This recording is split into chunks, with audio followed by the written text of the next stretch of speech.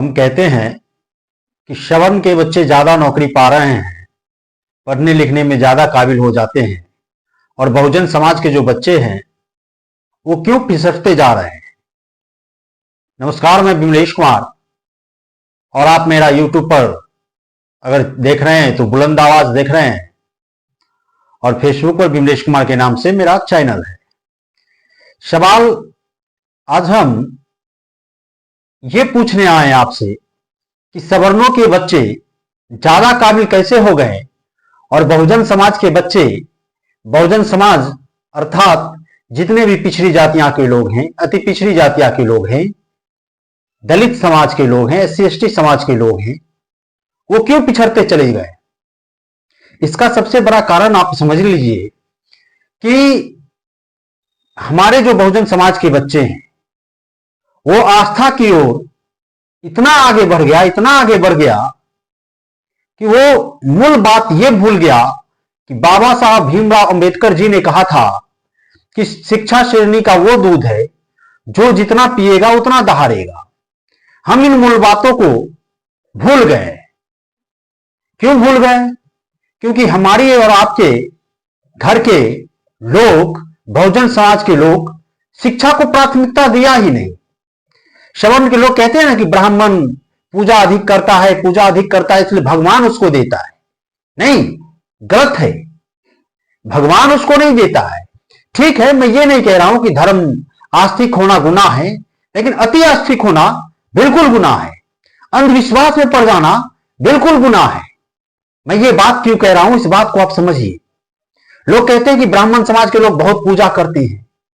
ब्राह्मण समाज के जो लोग हैं उसके माता पिता पूजा करते हैं, आस्तिक होते हैं, लेकिन उनके जो बच्चे हैं वो घर में जाकर जितना टाइम उसके माता पिता पूजा में ध्यान लगाते हैं, जितना पूजा पर ध्यान लगाते हैं उसके ब्राह्मण समाज के माता पिता, उससे कहीं ज्यादा उसके ब्राह्मण समाज के बच्चे पढ़ने पर ध्यान लगाते हैं।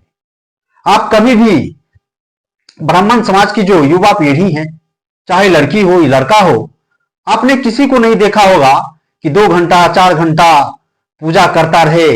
आपने कभी किसी को नहीं देखा होगा कि दुर्गा पूजा, सरस्वती पूजा में चंदा अर्जित करता हो।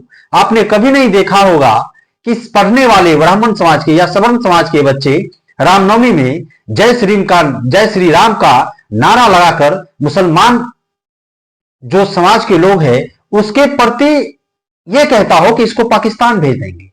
आपने नहीं देखा होगा। आप देखते हुएगा कि ब्राह्मण समाज के बच्चे IAS बन गए, IPS बन गए, BDO बन गए, SDO बन गए, तो आपके मन में क्या ख्याल आता है पता है? आपके मन में ख्याल आता है कि इसको जरूर भोला बाबा दिया होगा, इसको जरूर दुर्गा मैया दी होगी, इसको जरूर सरस्वती मैया दी होगी। लेकिन ना भोला बाबा देते हैं, ना सरस्वती माता विद्या देती है, ना दुर्गा माता देती है। सभी जो ईश्वर है जिसमें हमारी आस्था होता है उस आस्था में विश्वास कीजिए, लेकिन उससे कहीं ज्यादा आप शिक्षा पे ध्यान दीजिए। क्योंकि जब आप एग्जाम में जाइएगा तो आपसे सवाल यह नहीं पूछा जाएगा कि आपने दुर्गा माता का पूजा कितना धूमधाम से किया है। आपसे यह नहीं पूछा जाएगा कि भोले बाबा का शिवरात्रि में आपने जल अर्पित किया कि नहीं किया, बेलपत्र चढ़ाया कि नहीं चढ़ाया, यह आपसे सवाल नहीं पूछा जाएगा। आपने रामनवमी में जय श्री राम का नारा कितना बार लगाया, कितना जोर से लगाया, सवाल आपसे यह नहीं पूछा जाएगा। सवाल आपसे पूछा जाएगा कि आप इतिहास के बारे में क्या जानते हैं, आप भूगोल के बारे में क्या जानते हैं, आप जो सामाजिक व्यवस्था है, हमारे समाज की कार्यशैली है, उसके बारे में आप क्या जानते हैं, देश विदेश में क्या हो रहा है इसके बारे में आप क्या जानते हैं। सवाल आपसे यह पूछा जाएगा। अगर आप इंटरव्यू देते हैं तो आपका लिविंग स्टैंडर्ड भी देखा जाता है। लिविंग स्टैंडर्ड का आपका रहन सहन कैसा है, पर्सनैलिटी कैसा है, ये सब बातों को गौर किया जाएगा। क्या आप वहां चले जाइएगा, माला रुद्राक्ष लटका लीजिए, धोती पहन लीजिए, यूं यहां से यहां तक चंदन कर लीजिए, चले जाइए इंटरव्यू देने। अरे वो छोड़िए, आप तो इंटरव्यू तक भी नहीं पहुंच सकते हैं क्योंकि आपने शिक्षा को महत्व दिया ही नहीं। आपने महत्व दिया धर्म को दीजिए, धर्म को बहुत दीजिए, लेकिन एक उम्र के बाद जब आपकी पढ़ाई करने की सीमा समय समाप्त हो जाए तब आप दीजिए ना। आप ओल्ड एज के लोग हैं, जैसे हमारे माता पिता भी हैं, तो मान लीजिए वो आस्तिक हैं, पूजा करती है। हमारी पत्नियां हैं, उनके ऊपर घर चलाने की जवाबदेही, पत्नियां नहीं सिर्फ पत्नी है, पत्नियां मतलब हो जाता बहुत सारी पत्नियां, एक ही पत्नी है मेरे पास, क्षमा कीजिएगा। तो पत्नी मेरी पूजा करती, आस्तिक है, अति आस्तिक आस्तिक नहीं है, लेकिन मैं उनको भी समझाता हूं कि पूजा कीजिए लेकिन बच्चे के एजुकेशन पर भी आप ध्यान दीजिए। लेकिन हमारे समाज के लोग, अगर मैं ये सवाल उठाऊंगा कि आप शिक्षा पर ध्यान क्यों नहीं देते हैं, तो हमारे समाज के लोग ही ये आकर कहेंगे कि आप तो यदुमुल्ला हो गए, आप तो मुसलमान हो गए, आपको पाकिस्तान चले जाना चाहिए।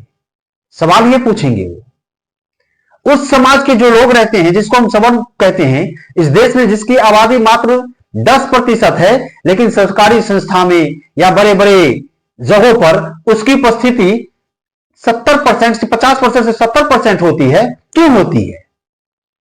दिमाग के कारण, शिक्षा के कारण। वो शिक्षा जिसको उनके बाप दादाओं ने, उनके पूर्वजों ने, आपके पूर्वजों को उस शिक्षा से वंचित रखा। आपके पूर्वजों को शिक्षा से वंचित रखने के कारण परिणाम यह हुआ कि उच्च पद पर आपके पूर्वज नहीं पहुंच पाए, आपके जाति के लोग नहीं पहुंच पाए, आपके बहुजन समाज के लोग नहीं पहुंच पाए, जिसके कारण आपके साथ अभी तक भेदभाव हो रहा है। आप इस बात को नहीं समझ रहे हैं कि आपके साथ भेदभाव क्यों हो रहा है। आज वो लड़का कौन है, गोल्डन दास, बताइए। उसका एआई वीडियो स्क्रीन पर देख लीजिए आप। एआई वीडियो, एक मुंह कान फूटा हुआ, लहू लहान हुआ दिखा रहा है, उसका एआई वीडियो बनाया हुआ। उस बिरादरी के जो लोग हैं, जिसको हम सवर्ण कहते हैं, जिनके नाक का बाल ये लड़का बन चुका है, ये गोल्डन दास, उसका एआई वीडियो क्यों इतना प्रचारित किया जा रहा है पता है? ताकि लोगों के दिल में एक डर बैठाया जा सके कि अरे देखो, गोल्डन दास बहुजन समाज की बात उठाता था। गोल्डन दास, उसको बुरी तरह से कूट दिया गया ताकि बहुजन समाज के लोग डर जाए, ताकि बहुजन समाज के लोग डर जाए और अपना हकूक की बात, अपने अधिकार की बात वो नहीं कर सके। इसलिए गोल्डन दास का फर्जी फोटो बनाकर प्रचारित किया जा रहा, वायरल किया जा रहा है। अभी आज शाम के ही कोई एक मेरा फोटो डाल दिया है एआई से बनाकर, नेट से एडिटिंग करके मेरा फोटो ऐसा बना दिया है, अगर कोई कम पढ़ा लिखा व्यक्ति हमारे समाज के लोग देखेंगे तो उनको लगेगा कि ये सही घटना है, ये सर में जख्म है, ये सब दाग है, ब्लडिंग है, ये सब क्या है। लेकिन मैं इस पूरे देश के दलित, पिछड़ा, आदिवासी, अति पिछड़ा, बैकवर्ड मुस्लिम समाज के मैं लोगों से कहना चाहता हूं कि सिर्फ एक गोल्डन दास से इतना सामंतियों के पेट में दर्द है, उन लोग की नींद हराम है, और पूरे सामंती और मनुवादियों को अकेला गोल्डन दास रोड पर ला दिया, सोशल मीडिया में कुत्ता की तरफ भौंकने पर मजबूर कर दिया। तो आप समझ सकते हैं कि जिस दिन हजारों गोल्डन दास पैदा हो जाएंगे तो ये सामंती और मनुवादी, जो मुगलों के औलाद और जो अकबर के साला, जो बाबा साहब का साला जो भोग रहा है, ये लोग जहां से आया है ना वहीं भाग जाएगा। और ये वायरल करने वाले का साथ कौन दे रहा पता है? हमारे आपके बहुजन समाज के लोग ही, जो लोग उससे द्वेष रखते हैं, वो लोग उसका साथ दे रहे हैं। अरे मूर्ख, ये लड़का वो है ना जो उस कैटेगरी के जो लोग हैं, 10% जिसकी आबादी इस देश में है, मुझे उनसे नफरत नहीं है। उसके नाक में दम किया हुआ ये लड़का, ये बहुजन की आवाज बनना चाहता है ये लड़का, बहुजनों की आवाज उठाता है ये लड़का, बहुजनों की हक की बात करता है ये लड़का। किसी जमाने में लालू प्रसाद यादव जी भी बहुजनों की आवाज उठाते थे। तेली का मुंह नहीं देखा जाता था किसी समय में। लालू प्रसाद यादव जब आए ना सत्ता में, तो तेली का मुंह भी देखा जाने लगा। वो कहते थे दुसाध से हड्डी छुआता है पासवान समाज से, वो कहते थे 10% आबादी वाले लोग। लालू प्रसाद की जब सरकार बनी ना, तो पासवान के साथ लोग उठ बैठकर खाना खाता है और पासवान समाज के लोगों को बराबरी का अधिकार देता है, चुनाव में उसको सीट दिया जाता है ताकि उसके समाज का लोग मुझे वोट दें। लालू प्रसाद यादव ने यह किया।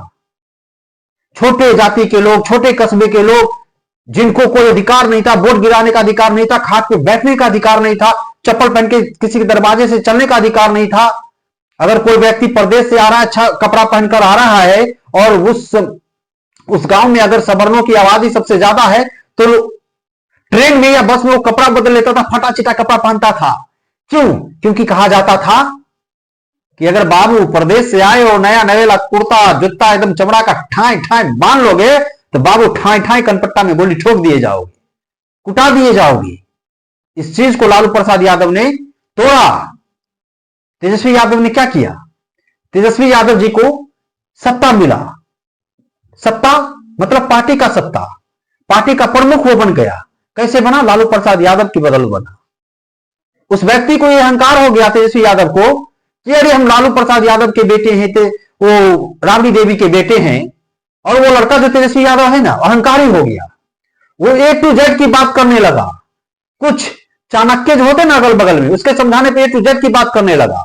लालू प्रसाद यादव का जो थीम था बहुजन समाज को लेकर चलने का, अरे हां भाई, जाति की राजनीति होती है बिहार में, दलित समाज के लोग भाजपा को वोट दे देते हैं, पिछड़े समाज के लोग भाजपा के वोट दे देते हैं, लेकिन आपका जो मेन पैटर्न था, आपका जो मेन थीम था बहुजन समाज की राजनीति करना, उसको इन्होंने भुला दिया, जिसके कारण सभी लोग इससे दूर होते चले गए। अरे तो क्या होता? सत्ता नहीं मिलता, थोड़ा धैर्य रखना चाहिए था, अखिलेश यादव से कुछ सीखना चाहिए था। आज वो देखिए पीडीए की राजनीति कर रहे हैं। अखिलेश यादव से कुछ सीखना चाहिए था आपको। लालू प्रसाद यादव बहुजन की बात करते थे, बहुजन की बात करते हैं, और बहुजन की बात करते करते उनका स्वर्गवास हो जाएगा, लेकिन वो भाजपा के सामने, मनुवादी विचारधारा के सामने कभी नतमस्तक नहीं होगा। आज देख लीजिए बहुजन की आवाज कौन उठा रहा बिहार में? गोल्डन दास लड़का किसी भी थाना में घुस जाता है, बुलंद आवाज उठाता है। चंद्रशेखर आजाद कहीं भी घुस जाता है, पूरे देश में बुलंद आवाज उठाता है। बहुजन समाज आज अपने बच्चे को शिक्षा देने में नाकामयाब हो गया। हमें शिक्षा अर्जित करना होगा। बहुजन समाज से हम ऐसे नहीं लड़ सकते। जब तक हमारे पास शिक्षा नहीं होगा, जब तक हमारे जाति के लोग उच्च पद पर काबिज नहीं होंगे, तब तक उन लोगों से हम नहीं लड़ सकते हैं। वो लोग शारीरिक बलवान नहीं, वो लोग मानसिक बलवान हैं, यहां से आपको हराते हैं। आप शिक्षा ग्रहण कीजिए। भीमराव अंबेडकर साहब की उस वाणी को आप लोग मानिए, जो कहते थे शिक्षा शेरनी का वो दूध है जो जितना पिएगा उतना दहाड़ेगा। इसी के साथ मैं अपनी वाणी को देता हूं विराम। धन्यवाद। जय हिंद, जय भारत, जय भीम।